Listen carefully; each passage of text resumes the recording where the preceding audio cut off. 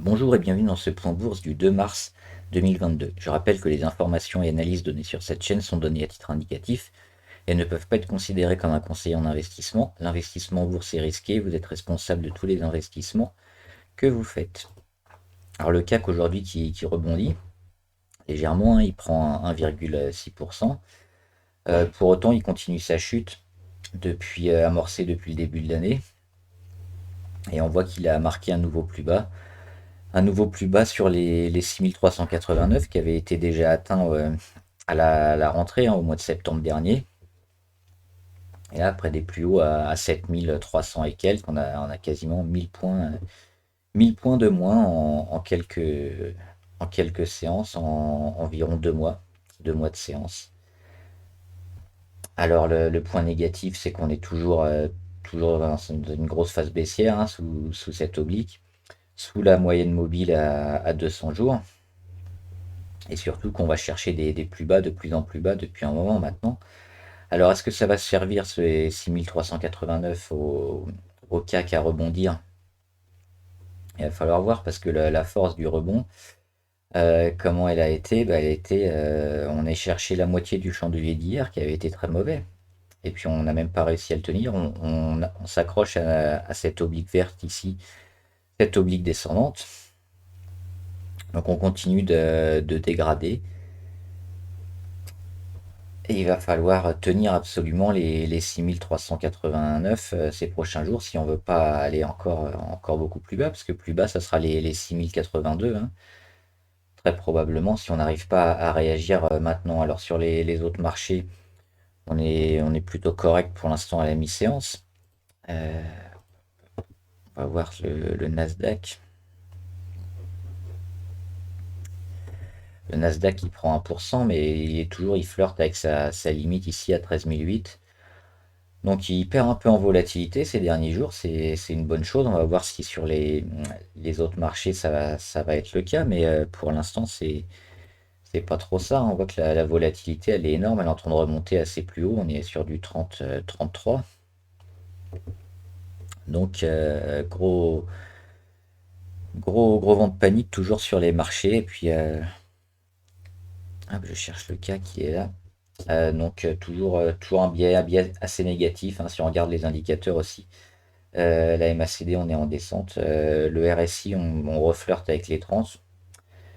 Là, cette fin de semaine, ça va être important pour savoir si on va recasser tout par le haut ou pas. Ou si on tient les 6400 ou si on les lâche, à contrario. Si on lâche les 6389, il n'y aura plus vraiment de support. Et puis, faudra retrouver un nouveau support qui sera beaucoup plus bas. On va attaquer avec les actions. On va faire un peu un focus CAC 40 aujourd'hui. Alors, Air Liquide. Euh, Air Liquide, c'est pas trop mal, Air Liquide, parce qu'ils sont en train de jouer sur leur moyenne à 200 jours en ce moment. Et ils ont des plus bas qui sont de plus en plus hauts. Ils sont toujours en phase de correction, hein, sous leur oblique baissière ici. Moi, je suis pas rentré, j'ai failli rentrer, mais je trouve que c'est un peu tôt. Mais dans quelques jours, ça se regarde. Et si on arrive à réattaquer les 150 et plus, on se mettra en embuscade pour aller casser tous les 152, 154 qui sont notre résistance intéressante. Mais là, on est pas mal, donc on a marqué un beau support sur les 142. Au niveau des indicateurs, on est en train de revenir aussi. Donc à surveiller probablement la semaine prochaine, Air Liquide.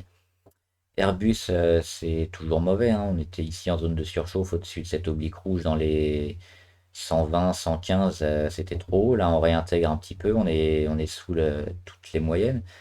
Très volatile, hein, ces derniers jours, Airbus. Ça réagit sur le support à 103. Il n'y a pas grand-chose à faire. On est plutôt quand même dans une tendance baissière. On est dans une phase de correction sur Airbus. Je ne m'y risquerai pas. Alstom. Alstom, il cherche du pétrole en ce moment. Alstom, ça continue de creuser. C'est une catastrophe. Et c'est pas prêt de s'arrêter, puisqu'on voit que cette oblique est extrêmement pentue, qui a cassé pour signaler la fin d'hémorragie, elle est même pas cassée, et puis ça fait un moment. Donc faut fuir ce genre de titre, ou alors même se mettre en VAD sur ce genre de titre, tant qu'on ne casse pas ici l'oblique. qui demain sera sur les 22,4 environ. Il n'y a rien à faire sur Alstom, hein, on est toujours sous les 30 et RSI, c'est une catastrophe. ArcelorMittal, bah, l'objectif de rattaquer les 29,5 il est atteint, on a mis une mèche haute. Donc si on l'avait pêché ici sur les 26, 27, en court terme c'est pas mal. Maintenant, voir ce qu'elle va faire, parce qu'elle a tendance à faire beaucoup de zigzags et puis à buter ici sur les 29,30, elle a du mal. Donc le vrai signal, ce serait de voir un ArcelorMittal pardon, qui se maintient au-dessus des 29, 29,50, 29,80 et puis qui va pas en dessous pendant au moins une ou deux journées. Là, ça pourrait être une zone d'achat intéressante. AXA, alors les banquiers et les assurances, ils continuent de descendre, mais qu'on fait un petit rebond aujourd'hui. Plus 0,4 pour AXA, mais qui a rebondi. Alors on va voir pas mal sur pas mal de banquières. On a rebondi sur la zone de septembre pour AXA, c'était en juillet, je crois, sur les banquières. On va voir ça après. Donc c'était au niveau de la rentrée, pareil, comme pour le CAC, donc le plus bas qui est atteint et on rebondit. On rebondit, mais on rattrape quasiment rien, hein, plus 0,4. On a des plus bas toujours de plus en plus bas. Pour autant, on a été un peu peut-être dans l'excès sur AXA, donc il faudra voir si ça permet de tenir ces prochains jours. Mais le prochain support, il est éventuellement là, sur les 20-21.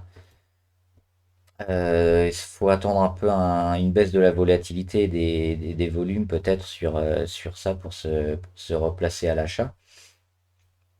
Et surveiller que ça travaille entre les 23 et les 22 pour donner une belle opportunité. Pour l'instant, on est encore dans une phase de grosse correction. BNP Paribas, voilà, donc eux, c'était cet été, donc le 19 juillet. Eux, ils ont rebondi dessus. Et ils ont fait un meilleur rebond, hein, plus 2% par rapport à leur prix d'hier. Donc un peu mieux, un peu plus confiance en les bancaires qui ont vraiment corrigé énormément. Est-ce que ça va suffire ce support? C'est encore trop tôt pour le dire, mais là c'est une première pierre qui est posée pour le rebond technique. Donc on va voir si ça va se maintenir. C'est les 48, 49 qu'il va falloir surveiller ces prochains jours. Si on ne va pas chercher les 46, alors oui, ce sera probablement une phase de rebond technique dès demain à prendre sur toutes les bancaires. Donc ça, on va surveiller. Ça va être intéressant. Bouygues. Alors Bouygues, moi je suis rentré hier ou aujourd'hui. Je crois que je suis rentré aujourd'hui. Euh, Parce que là, on a une phase de correction qui arrive à son terme, probablement. On le voit sous cette oblique. On a testé ici, on a fait un faux départ mi-février. On revient tester l'oblique avec des mèches. Le support, là, on a une belle zone d'achat, hein, sur les 30-42. C'était notre point bas c'était l'été dernier, au mois de juillet. Une belle zone d'achat ici. Là, on l'a encore travaillé énormément à la fin de l'année. C'est acheté encore ici et c'est acheté encore ici, toujours sur cette zone des 30-42. Donc 30-42, une zone énormément défendue, une oblique baissière qui se rapproche et on est très proche de la casser maintenant. Donc tout ça, ça nous donne une belle phase d'accumulation ici. Et on va espérer que ça casse et que ça casse très fortement. Donc Bouygues, ça se regarde et ça s'achète très, très, très probablement parce que ça va certainement casser vers le haut et casser très fort.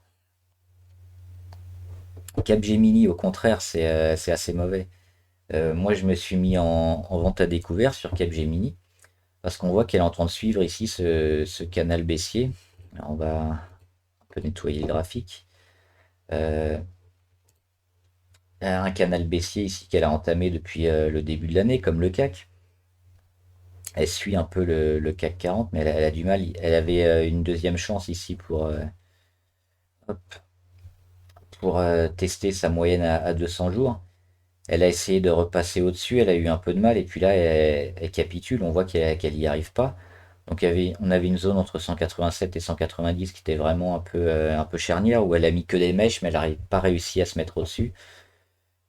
Et c'est une zone qui coïncide avec sa moyenne à 200 jours et elle est en train de le lâcher. Donc là, on est très très très négatif sur Capgemini qui va probablement passer plusieurs semaines à zigzaguer dans son canal baissier, donc à descendre. Donc shorter Capgemini, Carrefour. Carrefour, je suis rentré aussi dessus. C'était hier, je crois. Il y avait une meilleure porte d'entrée. Aujourd'hui, sur la mèche basse ici, on voit qu'il réagit sur sa moyenne à 50 jours, mais c'est intéressant Carrefour, hein, parce qu'elle tient ici ce support à 17,58. Euh, on espère toujours une possible OPA sur Carrefour, et sinon on est quand même dans une phase très, très positive, hein. On voit qu'après l'explosion, elle a réagi, et elle a réagi où? Sur sa moyenne à 50 jours, donc là toutes les moyennes sont en train de remonter. Elle réagit une deuxième fois encore sur sa moyenne à 50 jours. Donc on est très positif sur Carrefour pour ces prochains jours. Crédit Agricole, alors c'est eux qui ont mal rebondi, eux, sur leur niveau de l'été dernier, donc au 19 juillet. On l'avait vu sur la BNP, on va le voir aussi sur Société Générale après. Les bancaires qui ont rebondi un peu sur leur plus bas du 19 juillet et qui ont remonté. Et bah, qu'est-ce qu'ils ont fait, Crédit Agricole? Eux, ils ont tout enfoncé. Le 19 juillet, ça n'a pas suffi. Ils ont même ouvert en dessous et ils ont mis une mèche en dessous leur point du 19 juillet. Donc c'est pire que c'est la pire des bancaires en ce moment, Crédit Agricole. Donc est-ce que il va y avoir du rattrapage ou pas? Je suis pas certain. On est plutôt négatif, hein, sur Crédit Agricole. C'est cette zone à 10,97 qu'il faudra absolument repasser au-dessus pour commencer à voir le bout du tunnel. Mais là, on est dans une grosse phase de correction. Attention, Danone, rien à dire, hein, sous les 54,30. Elle va même peut-être entamer une phase un nouveau canal baissier Danone, donc on oublie en ce moment. Dassault Systèmes, il y a les 45,05 à dépasser pour entrevoir quelque chose. Si c'est le cas, on pourra se mettre en embuscade sous l'oblique à 48 et espérer que ça casse, mais pour l'instant c'est un peu tôt. Mais ça se surveille, hein. Elle a marqué un support intéressant sur les 38,10. Elle est venue le tester là mi-février, fin février, et elle rebondit bien dessus. NJ, NJ, j'avais mis une alerte pour espérer qu'elle attaque un peu, parce qu'elle a fait un chandelier catastrophique. C'était mardi. Mardi dernier, elle perd 13%. Et là, elle réagit même pas. Aucun rebond. Alors, elle est quand même sur son oblique ici, une oblique qui date d'un moment, hein, qui va peut-être lui permettre de réagir. Mais là, quand on a lâché avec cette force-là à 13%, il y a plus de chances que ça continue encore ces prochains jours à lâcher un petit peu du lest. Donc peut-être reprendre NJ sur un nouvel oblique ici sur les 11,6. Si le support ici des 12 ne tient pas, on va probablement aller chercher les 11,6 et travailler ici. Mais tant qu'on est sous la moyenne à 200 jours, sous les 12,5, on est très négatif. On pourra éventuellement jouer le rebond technique quand ça se calmera un petit peu. Et Essilor, bah le graphique il parle de lui-même, hein. C'est catastrophique. Eurofin, on attend le débordement des 93,50 pour se remettre bien sur Eurofin. Entre les deux, il n'y a pas grand-chose à jouer. Hermès, c'est intéressant. Je crois que je suis rentré dessus aussi aujourd'hui. On va regarder le graphique en hebdomadaire sur Hermès. On voit que la correction en hebdomadaire, elle est terminée. Elle est terminée depuis la mi-février environ. Et là, on est en train de revenir. Et on vient tester la moyenne à 50 périodes en hebdomadaire. En mensuel, c'est pas mal aussi. Alors là, on n'a que quelques jours en mensuel, mais on est au-dessus quand même des plus bas du mois de février. Donc la phase de correction est peut-être terminée sur Hermès. On revient en journalier. En journalier, le point ici support sur les 1166 a été bien testé et a tenu. Donc peut-être le début de la remontada pour Hermès au niveau des indicateurs. On voit qu'on a beaucoup hésité, hein, entre rouge et vert. Là, on aligne un peu plus de vert, mais on est toujours sous la moyenne à 20 jours. C'est celle-là qu'il faudra casser, mais si demain on a une bonne journée, on sera au-dessus. Et on est plutôt positif, hein, on est en train de s'éloigner tranquillement de la zone des 30 au niveau du RSI.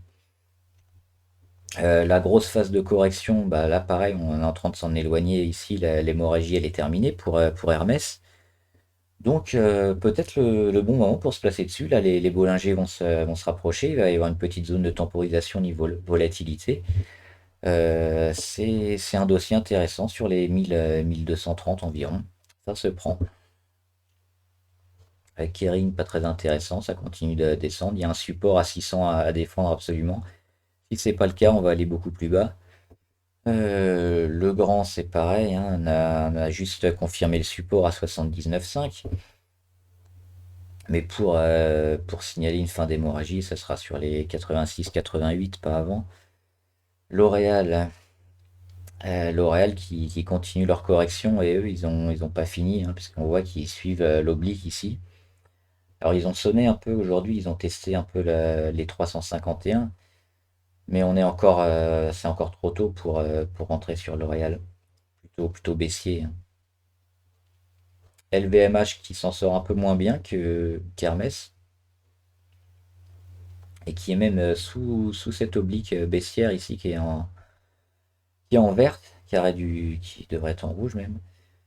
Et sous leur zone pivot à 667, ils n'y arrivent pas du tout en ce moment, LVMH. Alors ils ont un petit support ici autour des 600 qu'ils vont peut-être aller chercher. Mais on est plutôt bien, bien baissier à court terme. Là, on a l'oblique moyen terme et puis à court terme, hop, si j'arrive à tracer. Voilà, à court terme, on est même encore en dessous et puis on est assez loin pour casser l'hémorragie. Donc catastrophique sur LVMH. Michelin c'est pareil. C'est une catastrophe. J'ai vendu bien trop tôt. C'est dommage, on était en short dessus, ça arrive. Euh, on va mettre une nouvelle oblique comme ça, mais juste pour suivre Michelin, ils perdent, ils perdent 24%, donc un quart de sa valeur en quelques séances seulement depuis le 10 février. Donc en 20 jours. Rien à faire, hein, quand ça chute comme ça, on attend que ça se stabilise un peu avant de rentrer. Orange, c'est le moment de vendre peut-être. Parce qu'on voit qu'au niveau des indicateurs, là on le voit sur la MACD, entre le 23 et le 25, on a eu la confirmation que le titre n'arrivait pas à dépasser les 11,1 et donc qu'on allait avoir une phase de correction. Donc une phase de correction qui est initiée un peu ici. Et donc on va aller tester un peu probablement les 10 points ou les 10,4 à minima. Et comme on est un peu haut là, c'est plus prudent de vendre Orange, sauf si on est vraiment long-termiste. Mais en court terme ou moyen terme, il va y avoir de la correction sur ce titre. Pernod Ricard, pas grand-chose à dire, hein. On est toujours ici dans une grosse zone de travail. Entre les 196 et 188, on va attendre d'en savoir plus pour se positionner à l'achat ou jouer contre. Euh, Publicis, Publicis qui revient sur un niveau intéressant qui avait été beaucoup travaillé sur les 57. Et aujourd'hui, il a enfoncé. Alors, il enfonce les 57 et il enfonce la moyenne à 200 jours. C'est pas terrible. C'est pas terrible. On va peut-être aller chercher encore beaucoup plus bas sur Publicis. Pourquoi pas les 50 avant de réagir. Mais là, on est dans une grosse phase de correction qui est pas très encourageante. Renault, pareil, c'est catastrophique. On a cassé les 27,48 et puis pas qu'un peu, hein, on l'a cassé en une journée. Là, on essaye de réagir, mais on est dans un no man's land ici sur Renault. On voit qu'en dessous des 27,48, il n'y a pas grand-chose. Il faut attendre que ça se calme un petit peu. Et que on va attendre que ça se calme un petit peu sur Renault. pour rentrer, parce que là on a bazardé aussi un peu violemment. Il va y avoir un rebond intéressant. Est-ce qu'il va avoir lieu sur les 24 ou les 28? Au niveau des indicateurs, c'est un peu trop tôt encore pour rentrer, hein, sur Renault. Les histos sont grands, on est encore sous les 30 niveau RSI. Vaut mieux attendre. Safran, Safran, bah, toujours entre 115 et 102. Il y a pas grand-chose, hein, c'est des zigzags. Alors on peut éventuellement jouer les Bollinger, hein, sur ce titre-là. Quand on est dans le bas, on achète, et quand on est dans le haut, on vend. C'est un titre qui s'y prête relativement bien. Saint-Gobain, ils ont beaucoup de mal. Ils continuent leur correction, donc pareil, comme beaucoup de titres, hein, qui sont dans une grosse phase de correction assez violente. Et sous leur moyenne à 200 jours, on attend que ça se calme. Sanofi, ils sont pas mal, eux. Ils sont au-dessus de 98, qui est un support bien travaillé sur Sanofi. On est toujours haussier, hein, à moyen terme sur Sanofi, donc rien à faire si on est dessus, on tient. Schneider Electric, toujours phase de correction sur Schneider Electric, et on voit avec cette oblique rouge ici. On est venu la tester hier, quasiment avec une mèche, et puis on réintègre aujourd'hui, mais en dessous de la moyenne ici à 148 et sous cette oblique, il n'y a rien à faire sur Schneider. On rentre pas, on attend un meilleur signal d'achat. Société Générale, euh, pareil, le point du 19 juillet. Alors moi j'ai mis un point ici un peu plus tôt au mois de mars, mais c'est quasiment le même, hein, sur le 19 juillet. C'est ce qu'on disait sur les banquières. Les banquières, elles ont testé ce point et puis elles sont remontées un petit peu. Donc c'est très léger pour Société Générale. On a pris 0,2%. Est-ce que ça va servir? On voit qu'on est vraiment dans le rouge, hein, au niveau des indicateurs RSI, MACD.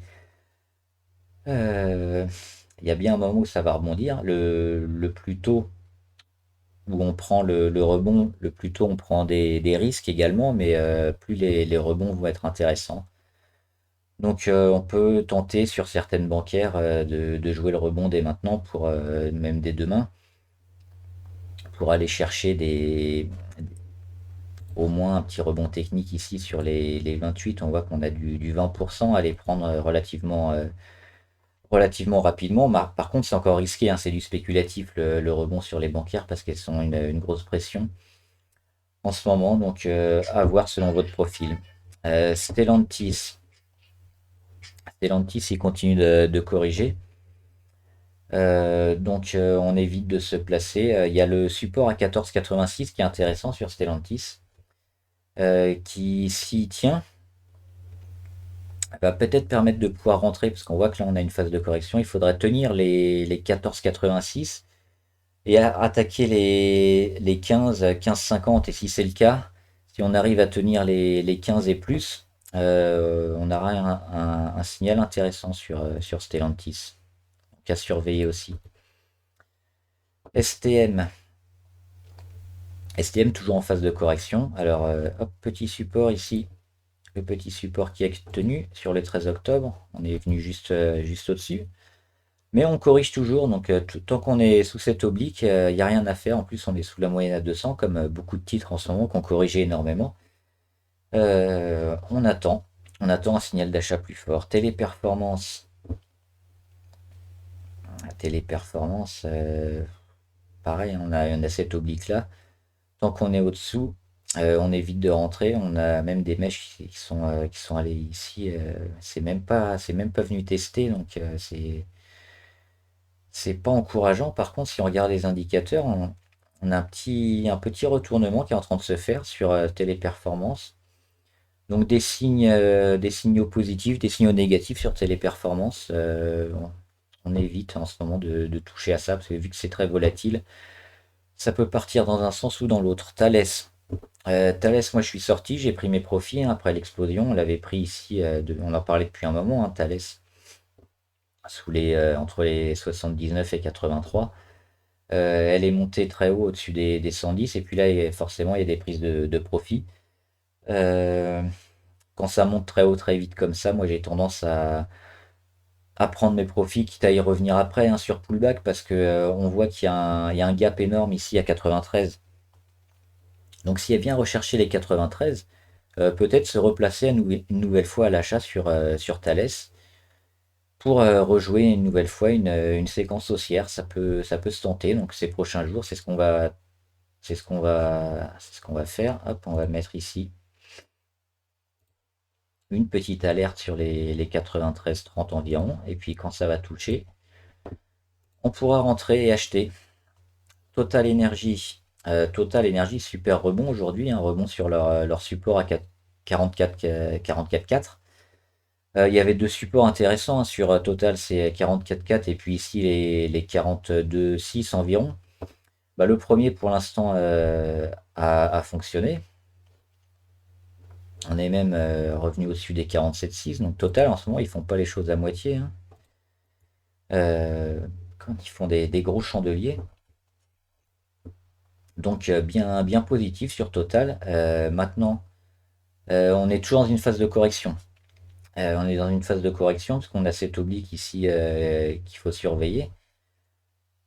Donc si vous prenez Total dès demain, pas aujourd'hui forcément, ou même si vous l'avez pris aujourd'hui, on est toujours dans une phase de correction. Ici, on peut aller chercher les 48 et redescendre et ainsi de suite, zigzaguer. Donc c'est cet oblique-là qu'il va falloir casser pour vraiment donner une dynamique haussière au titre. Pour l'instant, c'est pas le cas. Le fait par contre qu'on ait redépassé les 47,6, ça c'est une belle zone, une belle force, un beau signal de force, je vais y arriver, sur Total. Donc plutôt positif, mais toujours dans une phase de correction. Donc attention. Unibail, non, on est négatif hein, sur Unibail. Ça zigzag en ce moment, on va attendre des signaux plus forts aussi pour rentrer. Alors faut tenir absolument les 61,4 sur Unibail, sinon on va réintégrer le canal baissier, c'est très mauvais. Veolia, Veolia qui était très en vogue ces derniers mois, et là qui commence à corriger un peu, et là c'est la première fois qu'on est sous la moyenne ici à 200 jours. Donc on peut éventuellement jouer contre le titre, hein, Veolia qui va peut-être corriger un peu plus sérieusement ces prochains jours. Et pourquoi pas viser les 26. Alors là, on va travailler un peu, mais ouais, se mettre des deux mains, voir comment le marché réagit et comment Veolia réagit par rapport au marché. Donc s'il est un peu, s'il sous-performe un peu le marché, ça peut valoir le coup de se mettre en VAD sur Veolia. Vinci, Vinci, bah, on a eu des belles prises de bénéfices ici sur les 103. Maintenant, on corrige et puis on bute sur toutes les moyennes mobiles ici qui sont regroupées. C'est plutôt bien. C'est plutôt bien parce que si on arrive à rebondir ici et à repartir, vu que le titre était en retournement et plutôt positif, on peut remettre une séquence haussière sur le titre. Donc moi, Vinci, je vais peut-être rentrer dessus ces prochains jours, à voir comment ça se passe. Mais ouais, mettre une alerte mettre une alerte ici. Hop, si on confirme dès demain, hop, les 94 environ. Ce sera un scénario haussier probablement sur Vinci, donc à surveiller aussi. Vivendi, Vivendi, ils ont mis une grosse oblique baissière ici, mais c'est un titre qu'on suit hein, qui est intéressant, qui a un support assez fort sur les 19. Par contre, si on lâche, faudra oublier. Mais si on dézoome un peu, si on arrive à aller chercher comme ça mi-mars les 11,40, 11,50, on pourra lâcher les chevaux sur Vivendi. Et enfin Worldline. Worldline, c'est très négatif, hein, pression baissière énorme. Alors il y a des rebonds qui sont que rebonds techniques, qu'on peut jouer souvent en intraday, c'est intéressant. Mais là, on est parti encore avec le 22 février, on a fait un chandelier énorme, et puis après, on repère tout. Alors là, on est sur une zone pivot intéressante hein, sur les 41,6. Dès demain, on peut jouer le scénario soit haussier, soit baissier. Si on repart comme ça a été fait dès aujourd'hui, en rebondissant sur les 41,6, on peut espérer un peu casser l'oblique et aller plus haut. Par contre, si on a un peu de rouge sur le CAC et qu'on casse les 41,6, là, ça vaut le coup de se mettre en VAD sur Worldline. Moi, je serais plutôt négatif parce que la pression baissière, elle est monstrueuse sur le titre. À moyen terme, à court terme, on peut jouer les rebonds techniques, mais à moyen terme, on est négatif et puis on va surveiller les 41,6. Ça, c'est intéressant aussi parce que si on y revient et si on les casse, on peut tout de suite se mettre en VAD et ça peut aller très bas très vite. On va pas faire d'autres actions aujourd'hui parce qu'on en a fait beaucoup. On fera les US une autre fois. Voilà, j'espère que la vidéo vous a aidé. N'hésitez pas à vous abonner et à liker la vidéo pour être au courant de toutes les vidéos qui sortent, à partager cette vidéo avec des amis ou des investisseurs que ça puisse aider, et à mettre en commentaire aussi toutes les valeurs que vous suivez. N'hésitez pas à les mettre chaque semaine hein, pour qu'on les analyse dans la vidéo suivante chaque semaine. Et à mettre en commentaire aussi votre avis sur les actions et votre sentiment de marché.